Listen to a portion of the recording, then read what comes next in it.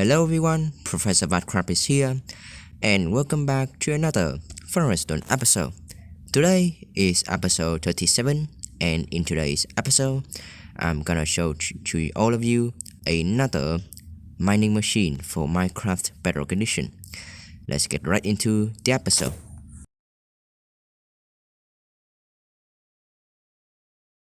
Today's episode will be split into two parts. The first part will be the explanation of how the mining machine works, some minor things that you should paying attention when using the mining machine. The second part of the episode will gonna focus on the tutorial part, so stay tuned for all of that. Let's get right into the first part, which is the Redstone Explanation.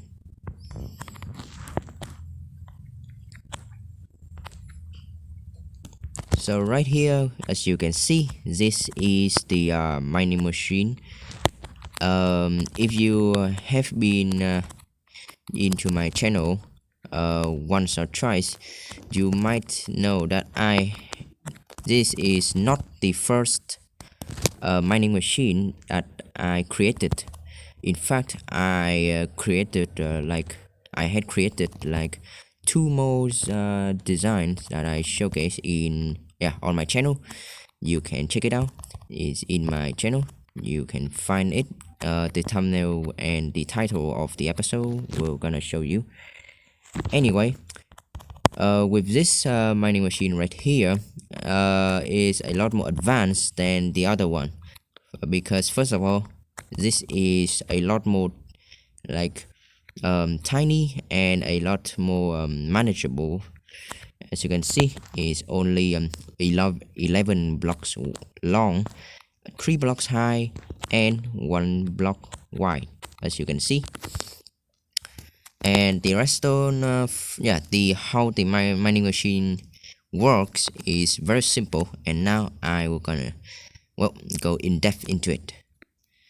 First of all, I will gonna explain why I use this ancient debris formation, because first of all, let's go through the start when using this ancient debris formation.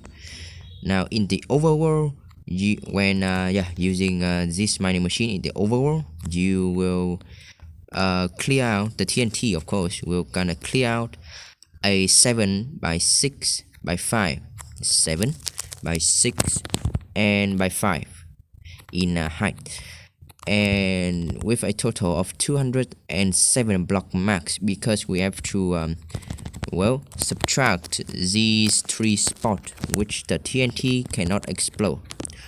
So that is in the overworld. In the nether, the explosion is a lot bigger, as you can see, with an area of 11 by 8 by 8, 701 blocks in maximum size. Of course, we need to minus these 3 area.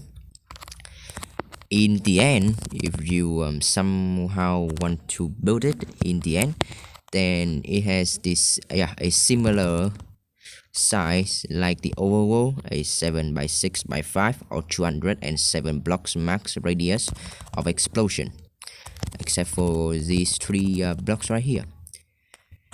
Okay, so first of all, this mining machine design here is a little bit more expensive than the traditional mining machine that you always see on YouTube, which use a line of blocks to push 2 ancient debris like this, and the TNT we're gonna sit right here. First of all, I just scrap that idea and create this, so it doesn't be that long, because it needs to be very long in order for the TNT not to explode the machine itself. Now that is out of the way. Let's get to the amount of TNTs and the length of time you can go with this mining machine. Well, with the storage that the mining machine, here's the storage. We have a container that can be moved, a hopper that can be moved, and a dispenser to dispense the TNT. So with this setup, you can store 2,624 TNTs. And because we're using the map, because I'm using the map of the overworld, because that's most likely where you want to use this mining machine to find diamonds and all of the other ores. You were gonna go 7,872 in distance. So that means using this mining machine, you can go 7,872 blocks away from the starter point, and on the way you can the mining machine will gonna destroy around 543,168 blocks, which is quite a lot. And after the container runs out, you have to fill in all the TNTs again. Okay, next up is how the mining machine, the TNT dispense actually works. So a very quirky things that this dispenser do when you activate this observer, like so. I will gonna give it an update like so. As you can see, the TNT lands up here. Oh, it destroyed the lever. Give me a sec.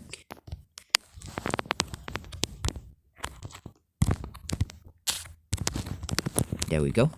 Anyway, though the TNT is not actually landing here by its own. The TNT actually, when the dispenser dispense the TNT, it actually places it up here. It tried to put it up here, but this piston, because dispenser takes around 4 redstone ticks. Oh, my mistake. 4 game ticks to dispense, to activate, and the piston only takes around 2 ticks.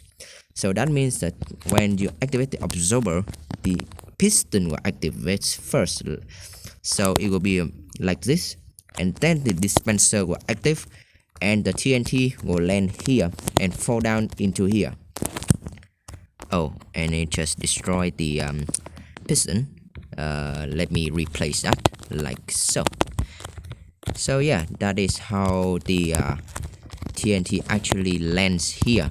And depending on the direction that you are building the flight machine, the TNT will land slightly different, because the TNT always want to go in the negative axis of the world.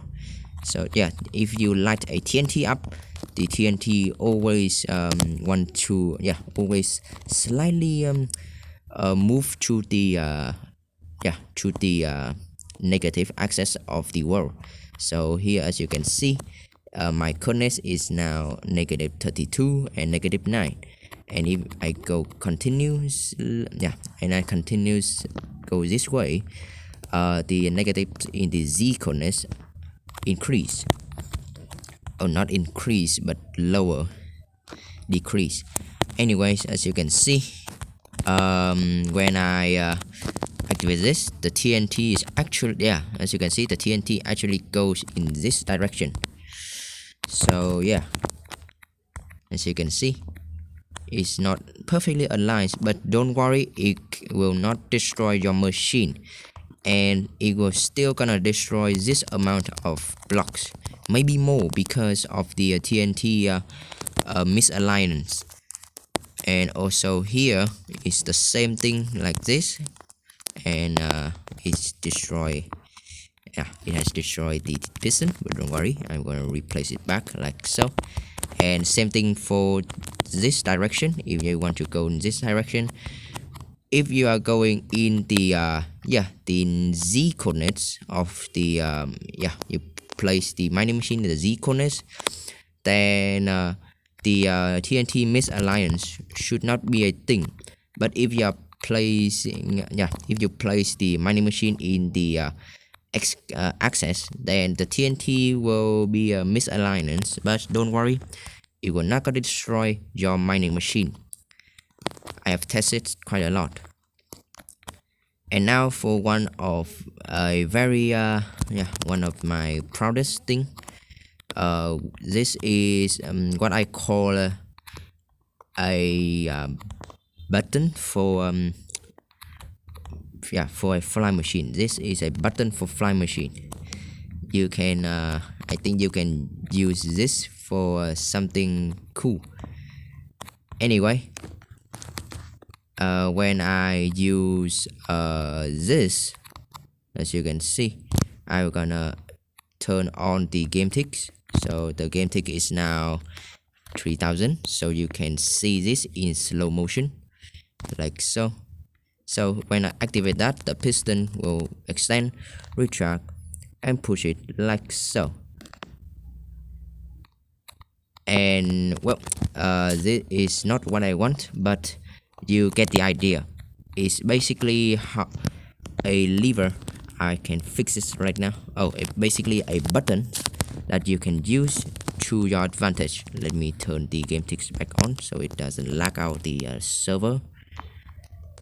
Let me get my fence and absorber, and I can show you again. Okay, like that and that. So yeah, I forgot to replace this with a sticky piston. Oh, a slam block. So as you can see, when I activate this absorber, this will extend, this will push, and yeah, that is a lever for you. Yeah, no, a button, and that is a button for you. A button in a fly machine. This is a very helpful tips to use. Yeah, a very helpful circuit to use in fly machine. Anyways, I think that is it for the Redstone explanation. Now let's get into the tutorial.